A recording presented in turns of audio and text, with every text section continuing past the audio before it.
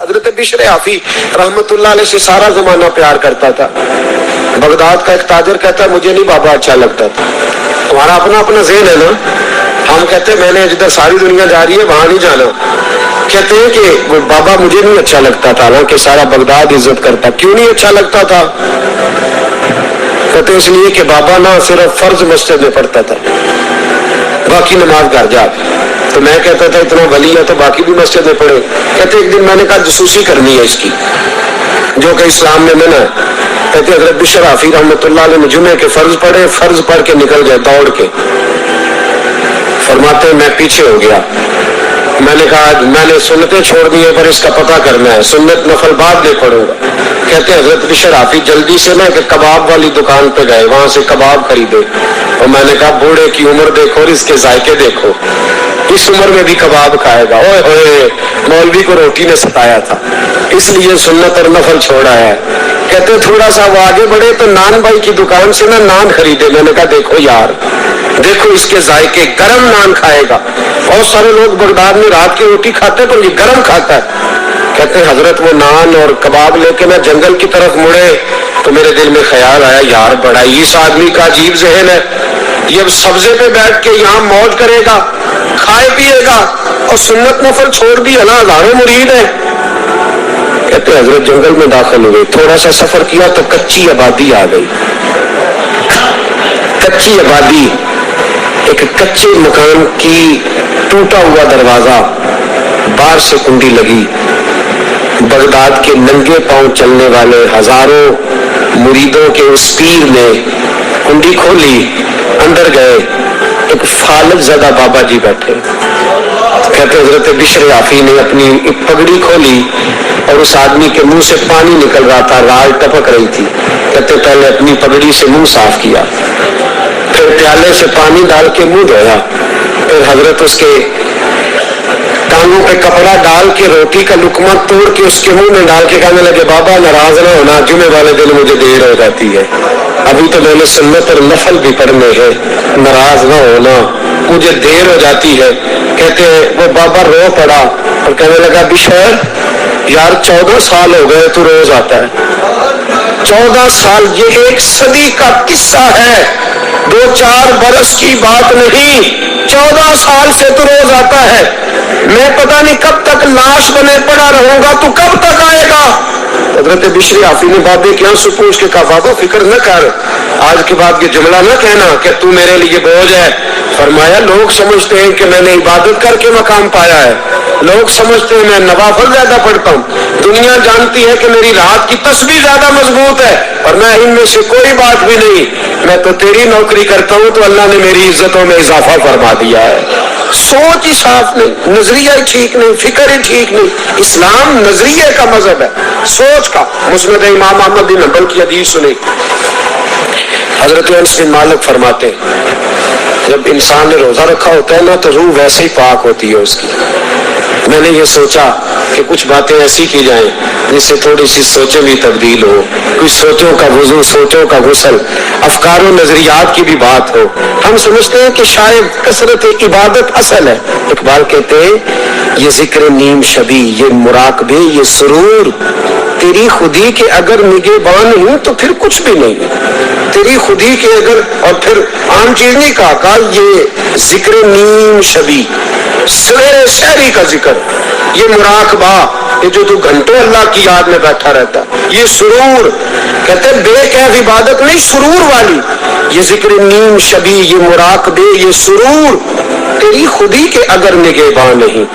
اگر تیرے نظریے کو نہیں بدل سکے, تیری سوچ نہیں بدل سکے, تیرا ایمان مضبوط نہیں کر سکے, تیری خودی کے اگر نگہبان نہیں تو پھر کچھ بھی نہیں.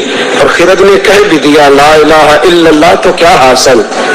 دل و نگاہ, دل و نگاہ, دل و نگاہ اگر مسلمان نہیں تو پھر کچھ بھی نہیں. دل و نگاہ. اقبال کہتے ایک دل کا کلمہ پڑھ, دوسرا نظر کا کلمہ پڑھ, ان پہ پابندی لگا. دل و نگاہ اگر مسلمان نہیں تو پھر تو کچھ بھی نہیں, کچھ بھی نہیں. حضرت انس بن مالک کہتے ہیں میں حضور کے پاس بیٹھا تھا, حضرت عبداللہ ابن عمر بھی بیٹھے تھے, کوئی بات ہو رہی تھی. ایک حجرے میں بیٹھے تھے, دروازے پر دستک ہوئی. مسند امام احمد میں حدیث ہے, نبی پاک علیہ السلام نے فرمایا انس دروازہ کھولو، دروازے پہ وہ بندہ ہے جس کو اللہ بغیر حساب کتاب جنت عطا فرمائے گا، وہ بندہ ہے دروازے پہ۔ حضرت انس بن مالک کہتے ہیں میں نے دروازہ کھولا تو بندہ دیکھا، غریب سا ایک انصاری صحابی، اور بندہ بڑا سادہ، وضو تازہ کر کے آیا ہے تو پانی کے قطرے داڑھی سے بہ رہے، اور چمڑے کے جوتے اس نے لپیٹ کے نا تو بغل میں چھپائے ہوئے، آ کے اتحیات کی حالت میں بیٹھا، حضور سے دو چار باتیں کی، چلا گیا۔ ہم اس کا رنگ دیکھتے رہے اور مصطفیٰ کا کرم دیکھتے رہے۔ اس کو حضور نے جنتی کہا ہے۔ کہتے ہیں اگلے دن اسی ٹائم اسی وقت ہم حضور کے پاس بیٹھے تھے، پھر دروازے پہ دستک ہوئی، حضور نے فرمایا دروازہ کھولو، دروازے پہ وہ بندہ ہے جسے اللہ بغیر حساب کتاب جنت عطا فرمائے گا، بغیر حساب۔ کہتے ہیں دروازہ کھولا، اور جیسے ہی میری نظر پڑی، بندہ بھی وہی ہے جو کل آیا تھا، اور انداز بھی وہی ہے جو کل تھا، اسی طرح پانی کے قطرے، اسی طرح جوتے بغل میں، السلام علیکم، کل حضور فلاں بات کی تفصیل پوچھنی مجھ سے رہ گئی تھی، غلطی ہوگی، دوبارہ آیا ہو۔ اس نے اپنی گفتگو کی، چند جملوں میں بات سمیٹی، چلا گیا۔ فرماتے اتفاق کی بات کہ دن تیسرا، بندے بھی ہم دونوں، میں اور عبداللہ ابن عمر، حضرت انس بن مالک کہتے ہیں دونوں بیٹھے تھے، سیم ٹائم سیم ڈے۔ پھر دستک ہوئی، حضور نے فرمایا دروازہ کھولو، اور مسکرا کے فرمایا دروازے پہ وہ بندہ ہے جسے اللہ بغیر حساب کتاب جنت عطا فرمائے گا۔ کہتے کھل اٹھے ہمارے چہرے، باہر گئے، دستک ہوئی تھی، دروازہ کھولا۔ فرماتے مجھے یقین تھا وہی ہوگا جو 2 دن پہلے آیا تھا، اور میرے یقین کے مطابق ہی کام ہوا، وہی بندہ تھا جو کل بھی تھا، جو پرسوں بھی تھا، حالت اور کیفیت اور انداز بھی وہی تھا، پانی کے قطرے بہ رہے ہیں، اور اس شخص نے جوتے بغل میں دبائے ہوئے خدمت میں حاضر ہوا، بیٹھ گیا، بات چیت کی، چلا گیا۔ حضرت انس بن مالک کہتے ہیں تھوڑی دیر ہوئی تو حضور بھی تشریف لے گئے۔ حضرت عبداللہ ابن عمر مجھے کہنے لگے یار ویسے کتنے اس کے نصیب ہے، کتنے نصیب ہے، کوئی آیا لے کے چلا گیا، کوئی آیا لے کے چلا گیا، کوئی عمر بھر بھی نہ پا سکا، میرے مولا تجھ سے گلا نہیں، یہ تو اپنا اپنا نصیب ہے، یہ تو اپنا اپنا، اور نہ کسی کے حال پہ طنز کر، نہ کسی کے غم کا مذاق اڑا، وہ جسے چاہے جیسے نواز دے، یہ مزاج لطف رسول ہے صلی اللہ تعالی علیہ وسلم۔ کہتے ہم لوگ گفتگو کرنے لگے، عبداللہ بن عمر مجھ سے کہنے لگے یار ویسے پتہ کرنا چاہیے یہ کون سا عمل کرتا ہے، پتہ کرنا، کیسے ہم نہیں پتہ کرتے کہ یہ بندہ بڑا چمک گیا، پتہ کرو کون سا کاروبار کرتا ہے، ذرا اس کی جاسوسی تو کرو۔ اور بندے بھی بڑے سمجھدار ہیں، وہ سائڈ بزنس نہیں بتاتے، وہ کہتے ہیں وہ جو میرا لگ ہے وہ نہیں بتانا، کہیں یہ رہنا شروع کر لے۔ حالانکہ انسان کے پاس جو خوبی جو اللہ نے اسے دولت دینی ہوتی ہے وہ اپنا اپنا نصیب ہوتا ہے، وہ گھر میں بیٹھے بھی اللہ عطا کر دیتا ہے۔ وہ کہتے ہیں کہ پتہ کرو کیا عمل کرتا ہے، تو حضرت عبداللہ بن عمر کہتے ہیں میں اس کے پیچھے ہو گیا، اس سے سلام لی، تو میں نے کہا مجھے 2-3 دن کے لیے مہمان بنا لو گے، مان نہ مان میں تیرا مہمان، 2-3 دن کے لیے مہمان بنا لو گے؟ تو کہتے ہیں مجھ سے کہنے لگا کہ گھر میں جھگڑا ہو گیا، کیونکہ پڑوس میں تو تمہارا کہیں بھی تو تمہارا گھر ہے، میرے مہمان بننے میں کوئی جھگڑا ہے؟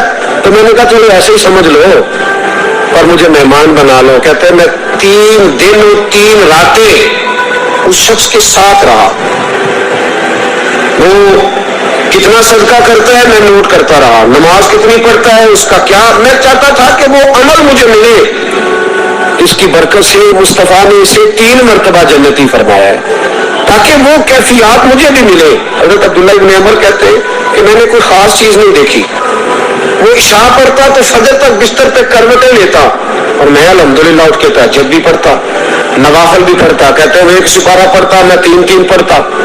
فرماتے اس نے 3 دنوں میں کھجور بھی صدقہ نہیں دی، کہ کھجور دی، اور میں نے بڑے بڑے غریبوں کی مدد کی۔